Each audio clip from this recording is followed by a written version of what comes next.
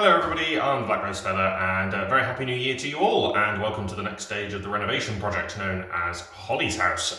So this particular renovation, we're going to look at the back bedroom. It's the second largest bedroom in the house of the three. Essentially, looking around, it's probably going to be very similar to doing Holly's room. And if you haven't seen the video log for that yet, I'll pop the link in the description below to have a look at that. But it's going to be essentially a larger version of her room with a few quirks and nooks and crannies to sort out. But the general gist of the works in this room is going to be very much the same. It's going to be moving floorboards up and things like that, and redoing some of the walls and whatnot is going to be the general gist. But there's a little bit more work to do in terms of actual destruction. I have to destroy a few things first before I actually crack on with this room. So this is just a quick sort of initial assessment, well, basically I'm just going to show you the room and show you what it looks like and the actual works I've got planned. And obviously, if you've got any ideas or whatnot, then let me know in the comment section below. Certainly in terms of the construction. But otherwise, if you want to have a look around, so the general gist of the room is it's quite a wonky sort of room.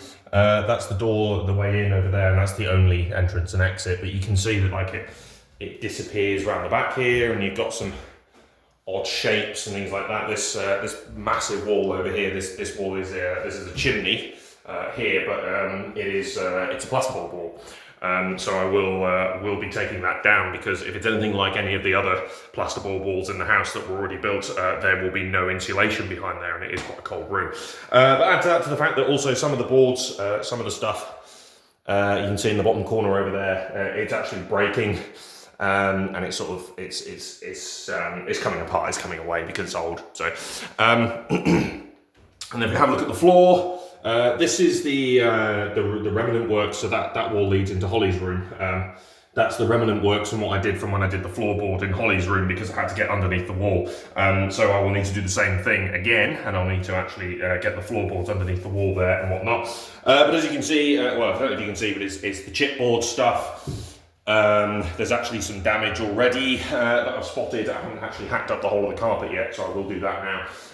But there's already some bits where some basic repairs have been done. This is just like a filler bit here, but a lot of this has already seen some damage.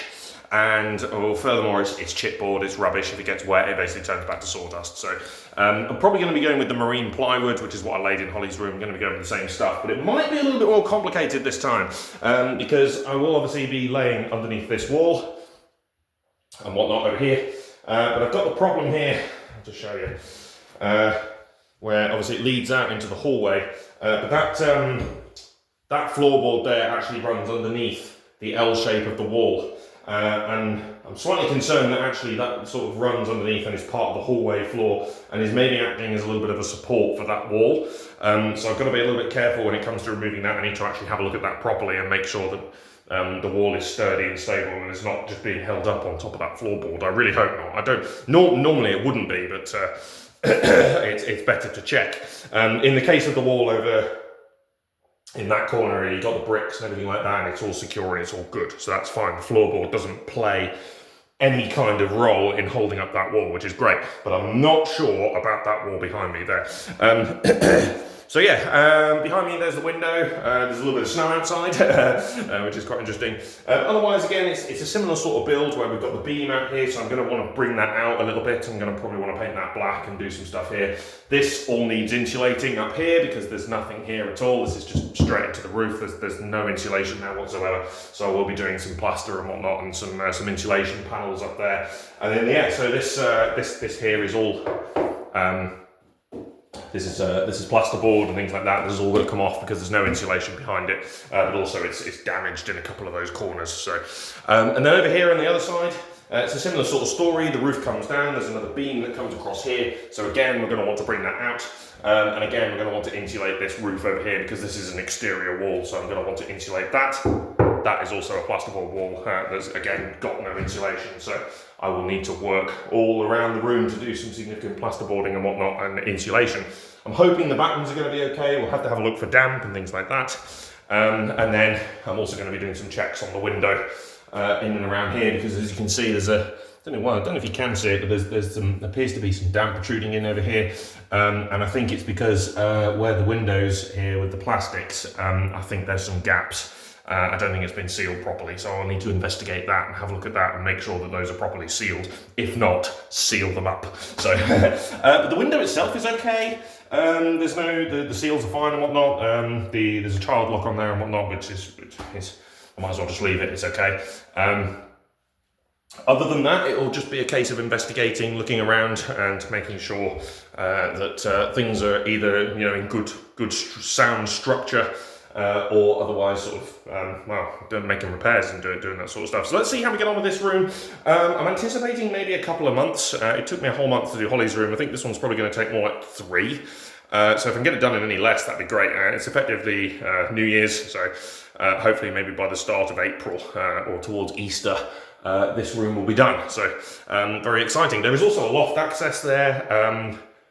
Probably not going to do anything up there in terms of like actually building an extension or anything like that, but there is another loft further down in the house that I would like to actually convert into a room at some point. But I will be attempting to maintain access to that loft because it will be useful for storage and that sort of stuff. So it's currently not being used and we're not doing anything with it. So yes, other than that, I think we're good to go really. So we'll do some initial assessments and whatnot. We'll have a look around and let's see how we get on. So I'll see how I do this video log.